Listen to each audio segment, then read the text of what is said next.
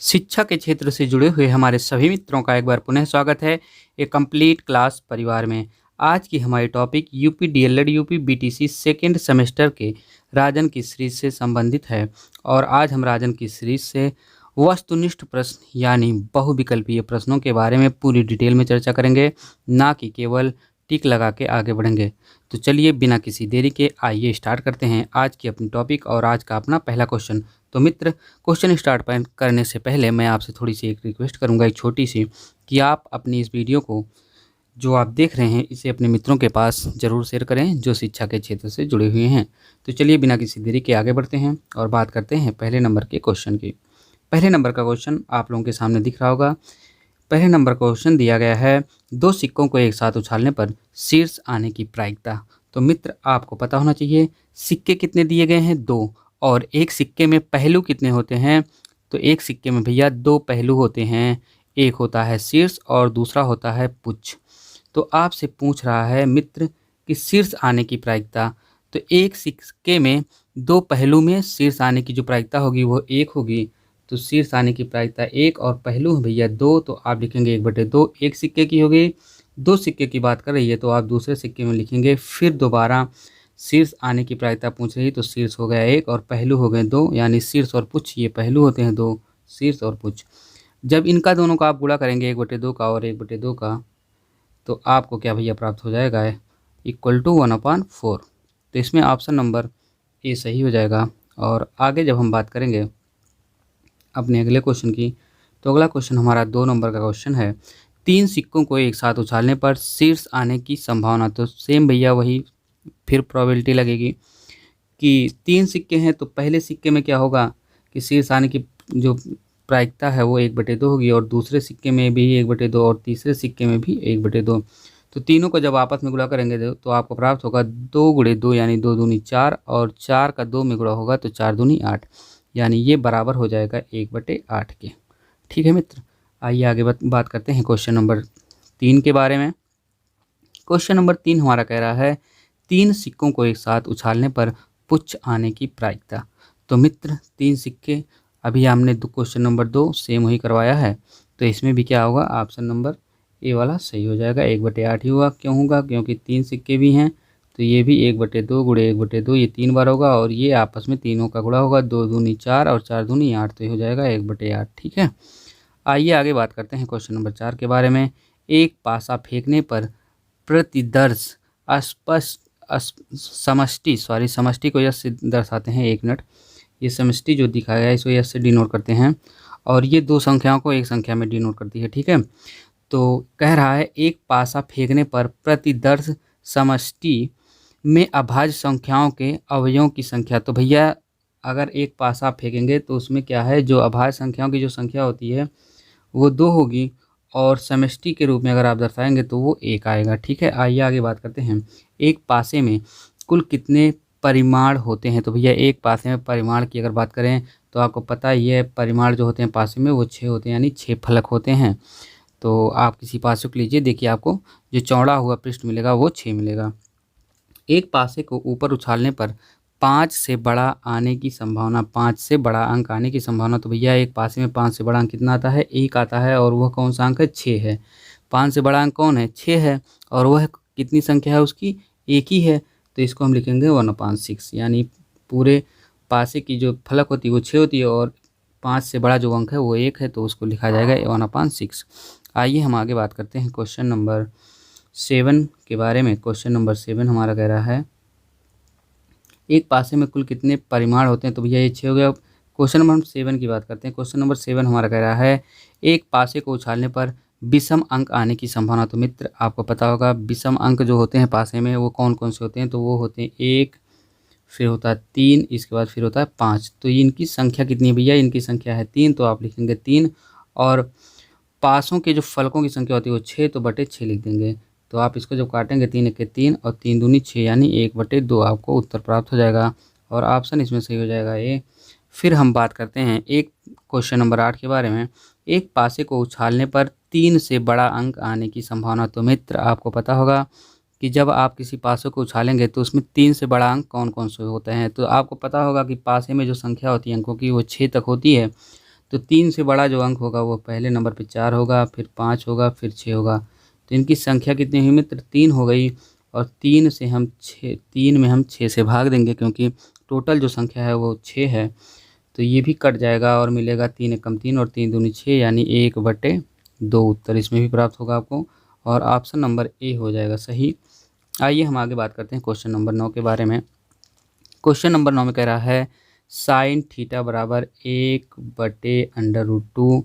तो थीटा का मान आपको निकालना है मित्र। तो आपको पता होना चाहिए कि जो वैल्यू होती है किसी भी मान की, चाहे वो साइन थीटा 1/2 हो या कोई भी हो, तो उसकी मान जो होती है वो फिक्स होती है। जैसे 0 अंश का मान होता है, साइन 0 अंश का मान 0 ही होता है।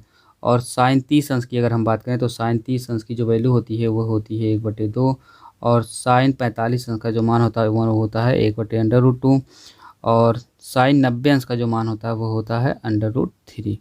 तो मित्र साइन 90 अंश का मान मिल गया √3। तो आपको पता है कि 1/√2 की बात कर रहा है, तो 1/√2 मैंने बताया है 45 अंश का होता है। और ये वैल्यू सब फिक्स होती है, आपको याद करना पड़ेगा। आइए हम आगे बात करते हैं क्वेश्चन नंबर 10 के बारे में। क्वेश्चन नंबर 10 हमारा कह रहा है 1 -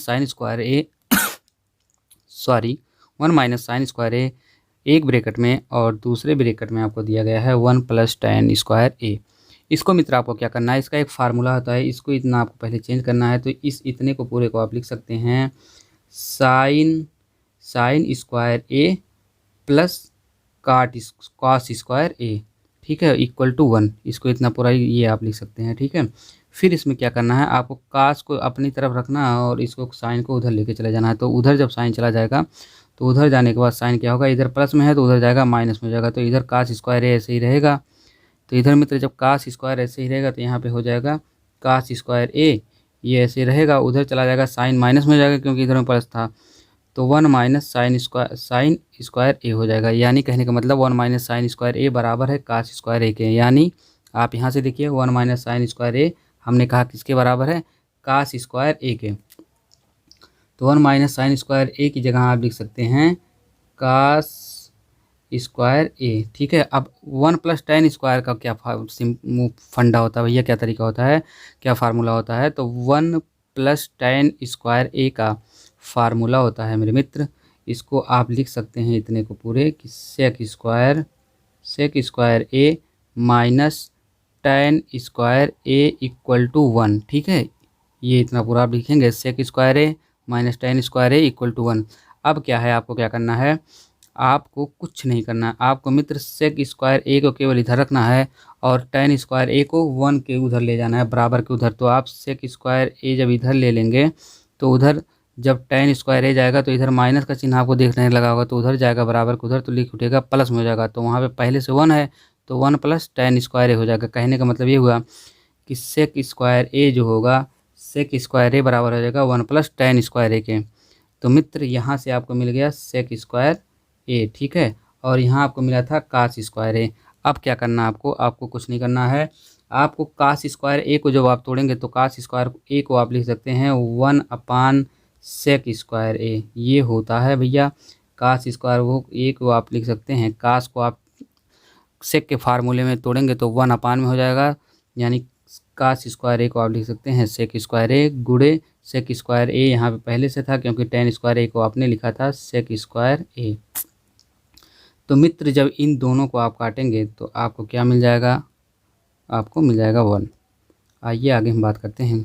तो 10 नंबर तक क्वेश्चन हो गया। तो मित्र अगर वीडियो आपको समझ में आ रही है और अच्छा लग रहा है आपको, तो प्लीज़ वीडियो को अपने दोस्तों के पास, अपने यार मित्र हित्र सभी के लोगों के पास इसको भेजें। चैनल को अगर आपने लाइक नहीं किया तो लाइक कर दें, सब्सक्राइब कर दें। वीडियो को लाइक, सब्सक्राइब तथा मित्रों के पास शेयर करें और साथ में बेल आइकन भी प्रेस करें। आइए हम आगे बात करते हैं क्वेश्चन नंबर 11 के बारे में। क्वेश्चन नंबर 11 हमारा कह रहा है cot θ × sin θ × sec θ का मान क्या होगा। तो मित्र इसमें देखिए कुछ नहीं करना, cot θ को आपको चेंज करना है। तो cot θ को आप लिख सकते हैं cos θ/sin θ। ये होता है cot θ को अगर आप बदलेंगे। sin θ को आप ऐसे ही रहने दीजिए और इसके बाद दिया था sec θ, ठीक है। इसके बाद sec θ दिया था तो गुणे 1/sec θ को बदलिए cos θ में हो जाएगा। sec θ को हम लिख सकते हैं 1/cos θ। आप देखिए sin θ से sin θ कट गया कास थीटा से कास थीटा कट गया, क्या मिल गया उत्तर आपको 1 मिल गया। तो उम्मीद करते हैं समझ गए होंगे। यहाँ पे इसमें क्या उत्तर होगा आपका, सी वाला 1 सही हो जाएगा ये।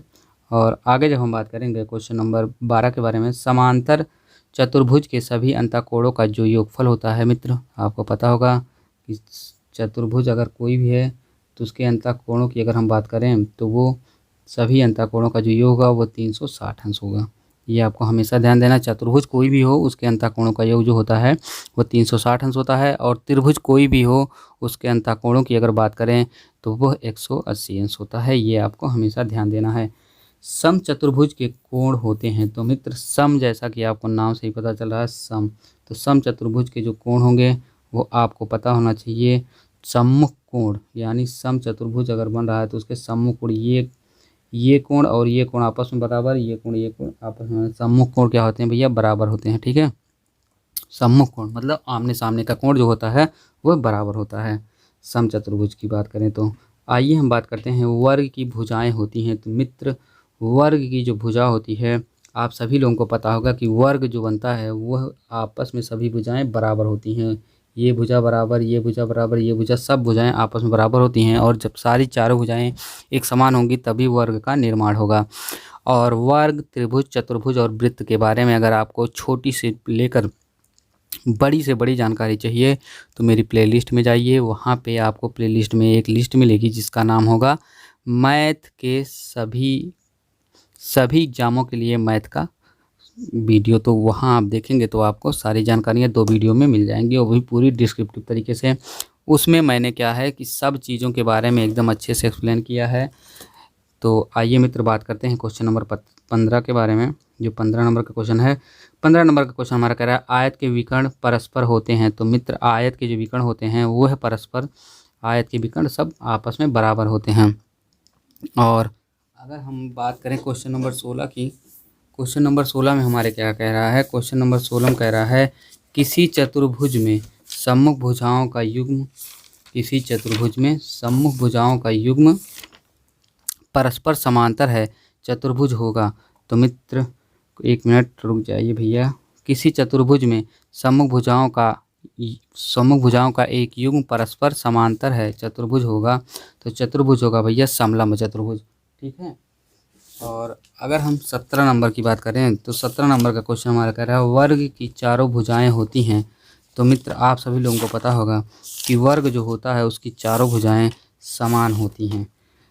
ठीक है, वर्ग की क्या होती हैं, चारों भुजाएं समान होती हैं। और वर्ग आप देखिए कुछ इस तरह से बनेगा, और ये ऐसे ही शीर्ष काटते हैं। ये कोण जो बनेगा ये हमेशा 90 अंश होगा, और इसको हम विकर्ण बोलते हैं, ये बड़ी रेखा को। और इसका कुछ फार्मूला हम बता दें वर्ग के। तो वर्ग से संबंधित कुछ इंपॉर्टेंस हो, जैसे वर्ग का क्षेत्रफल जो होता है वो होता है भैया भुजा स्क्वायर। ठीक है। और वर्ग का परिमाप अगर हम आप बात करें वर्ग के परिमाप की, तो वर्ग का परिमाप होता है 4 में एक भुजा से गुणा कर दीजिए। ठीक है, 4 गुणे भुजा होता है वर्ग का परिमाप। और वर्ग का अगर आपको कहीं विकर्ण निकालने के लिए पूछ जाए तो वर्ग का विकर्ण बराबर होता है भुजा, इसके बाद √2। और आइए हम थोड़ी सी जानकारी लेते हैं आयत के बारे में, क्योंकि आयत का क्वेश्चन देखिए 15 नंबर का क्वेश्चन आयत से संबंधित है, और वर्ग के बारे में हमने पूरी जानकारी आपको दी थी 14 नंबर के। तो आपको आयत में क्या होता है, आयत में भैया क्या होता है, आयत का क्षेत्रफल अगर आपको निकालने को पूछा जाए तो आप लिखेंगे आयत का क्षेत्रफल बराबर होता है लंबाई गुणे चौड़ाई। ठीक है, ये होता है आयत का क्षेत्रफल। और आयत का अगर विकर्ण निकालना हो आपको तो आयत का विकर्ण बराबर होता है मेरे मित्र √ लंबाई का स्क्वायर प्लस चौड़ाई का स्क्वायर, ये होता है आयत का विकर्ण। और अगर आपसे कहीं पूछा जाए कि आयत का परिमाप आपको निकालना है तो आप लिखेंगे 2 ब्रैकेट में लंबाई धन चौड़ाई, ये होता है आयत का परिमाप। और आगे हम बात करें कमरे के चारों दीवारों का क्षेत्रफल अगर आपसे कहीं पूछ लिया जाए तो आप लिखेंगे 2, कमरे के चारों दीवार का क्षेत्रफल का फार्मूला था भैया 2 ब्रैकेट में लंबाई धन चौड़ाई फिर गुणे होता है ऊंचाई। ठीक है, तो मित्र हमको लगता है कि आप समझ गए होंगे।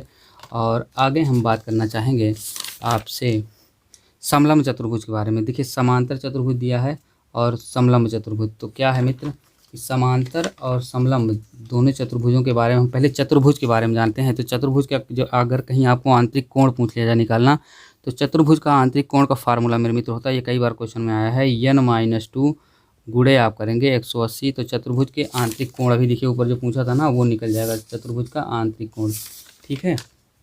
और समलंब चतुर्भुज की हम बात करें, थोड़ी सी हम जानकारी देना चाहते हैं समलंब चतुर्भुज के बारे में। तो समलंब चतुर्भुज का जो क्षेत्रफल होता है वो होता है भैया 1/2 समांतर भुजाओं का योग गुणे ऊंचाई, 1/2 समांतर भुजाओं का योग गुणे ऊंचाई होता है समलंब चतुर्भुज का क्षेत्रफल।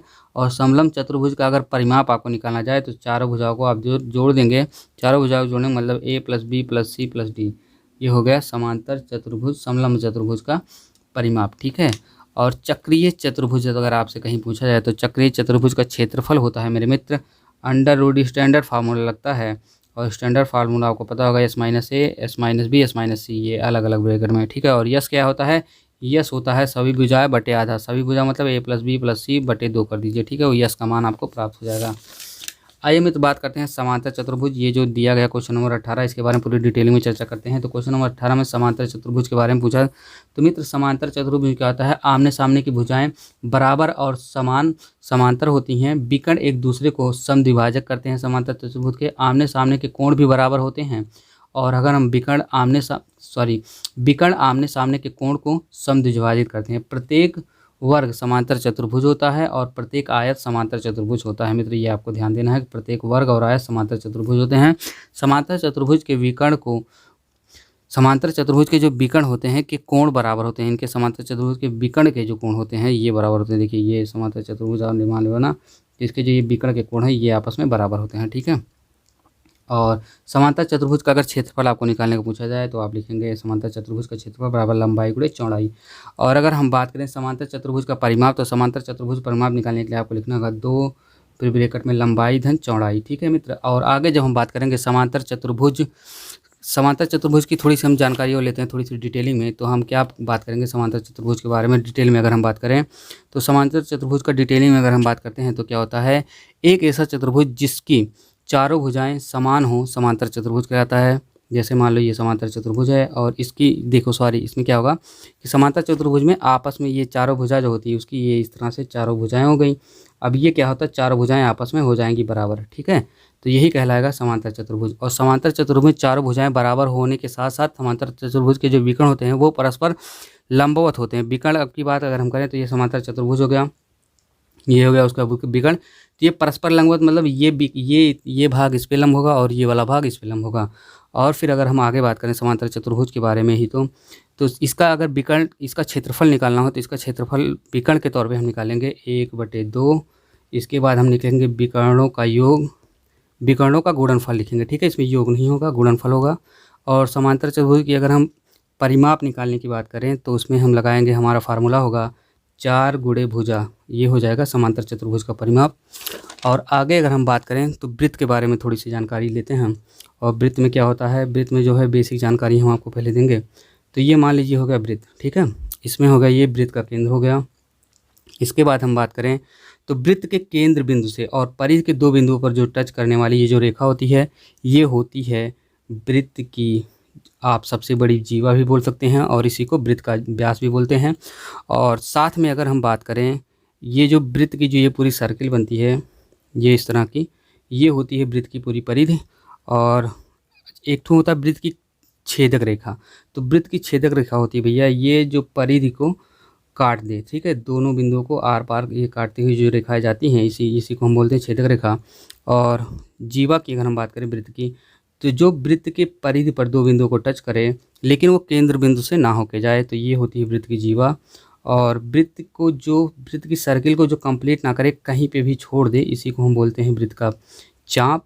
और वृत्तखंड और त्रिज्यखंड के बारे में आपसे कई बार क्वेश्चन पूछा गया है तो उसके बारे में आइए हम चर्चा करते हैं। तो ये मान लीजिए हो गया वृत्त, और कोई जीवा जब वृत्त को काटती है इस तरह से, कोई जीवा जब काटती है या वृत्त का व्यास जब वृत्त को काटता है तो जो उससे खंड निर्मित होता है वही होता है वृत्तखंड।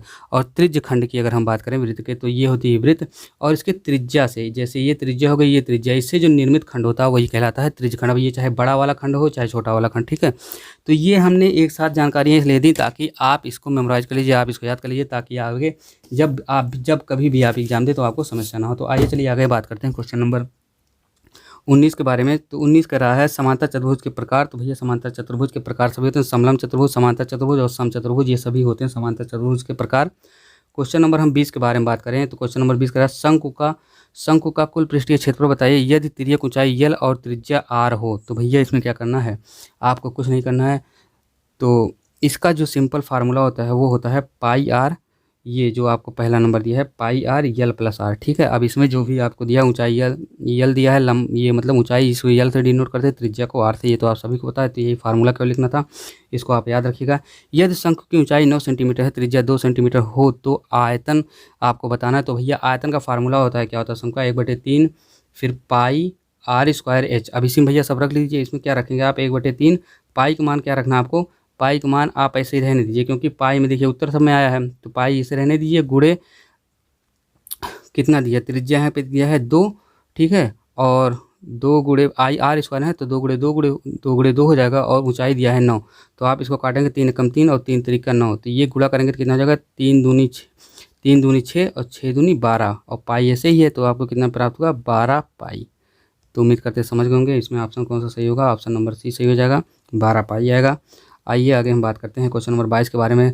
दो वृत्तों की त्रिज्याओं में यदि यम अनुपात यन का अनुपात हो तो उनकी परिधियों में अनुपात होगा। तो मित्र क्वेश्चन नंबर जो 22 का है उसमें क्या होता है, इसमें कुछ नहीं, इसमें आपको क्या करना है, जैसे देखिए यम और यन का अनुपात पूछा है, तो अब वृत्त की त्रिज्याओं में, ठीक है, तो क्या होता है, फार्मूला क्या होता है, पाई आर स्क्वायर, और फिर इसका भी होता है पाई आर स्क्वायर। अगर हम इस तरह से फार्मूला लगाएं तो इसमें क्या होता है, हम पाई को काट देंगे, आर स्क्वायर की जगह हम यम रखेंगे, और फिर नीचे जो आर स्क्वायर दिया उसकी जगह हम यन रखेंगे। तो ये क्या होगा, यम स्क्वायर इंटू यन स्क्वायर, ये इस तरह से मतलब यम स्क्वायर अनुपात यन स्क्वायर ये प्राप्त हो जाएगा। और इसमें ऑप्शन जो होगा वो सही हो जाएगा आपका, ई स्क्वायर से कट जाएगा, ये इसमें जो ऑप्शन सही होगा वो आपका हो जाएगा ऑप्शन नंबर सी। ये पहला बी वाला नहीं सही होगा, सी वाला सही होगा। और आगे हम बात करें अगर, तो दो वृत्तों की त्रिज्याओं में यदि यम अनुपात यन का अनुपात हो तो उनके क्षेत्रफलों का अनुपात, अगर क्षेत्रफल की बात करें, देखिए यहाँ परिध था, ये परिध होता है, जो वृत्त की परिध होती है उसका फार्मूला होता है पाई आर स्क्वायर, ठीक है, वृत्त की परिध का। अगर क्षेत्रफल की बात करें, ठीक है, तो क्षेत्रफल में क्या होगा, क्षेत्रफल अगर हम जब निकालेंगे तो क्षेत्रफल का फार्मूला आप लगाएंगे पाई आर स्क्वायर, और फिर यहाँ पे इसको डायरेक्ट हम मानेंगे यम, और फिर आर की वैल्यू हो जाएगी √यम, क्योंकि ये देखिए आर स्क्वायर है तो ये आर स्क्वायर बराबर यम है, तो अब इसका मतलब ये वर्गमूल यम है, ठीक है। और जब केवल आप आर लिखेंगे तो यहाँ पे वर्गमूल इस पर लगा देंगे, ठीक है, मतलब यम का वर्गमूल निकालने के लिए कह रहा है। और ठीक उसी प्रकार से आर का भी हो जाएगा, तो मतलब आर इक्वल टू हो जाएगा यन का भी ठीक उसी प्रकार से हो जाएगा। तो इसमें क्या होगा, यहाँ पे आपको प्राप्त हो जाएगा यम स्क्वायर और यन स्क्वायर, क्योंकि ये आर फर्स्ट पहले आर की वैल्यू हो जाएगी, जब वर्गमूल लगाएंगे तो इसका स्क्वायर करेंगे तभी तो हटेगा, यम का स्क्वायर करेंगे तभी तो वर्गमूल हटेगा, और इसका स्क्वायर करेंगे तभी वर्गमूल हटेगा। तो इसमें सी नंबर प्राप्त हो जाएगा। आइए बात करते हैं क्वेश्चन नंबर 24 के बारे में। एक वृत्त की त्रिज्या 3.5 सेंटीमीटर है, इसकी परिधि क्या होगी। तो मित्र आपको पता होगा परिधि का जो फार्मूला होता है वो होता है 2 पाई आर।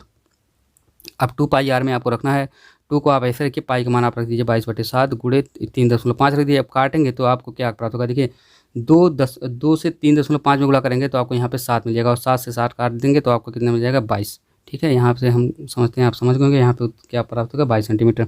आइए बात करते हैं क्वेश्चन नंबर 25 के बारे में। तो क्वेश्चन नंबर 25 हमारा कह रहा है वृत्त की त्रिज्या 20 सेंटीमीटर है, तो वृत्त का क्षेत्रफल। तो भैया वृत्त का क्षेत्रफल आपको अगर निकालना है तो वृत्त का क्षेत्रफल का फार्मूला आपको पता होना चाहिए पाई आर स्क्वायर। तो पाई आर स्क्वायर, पाई को ऐसे रखने दीजिए, आर का मान आपको दिया है 20, और 20 का स्क्वायर करेंगे तो 20 गुणे 20 हो जाएगा, यानी 400 पाई।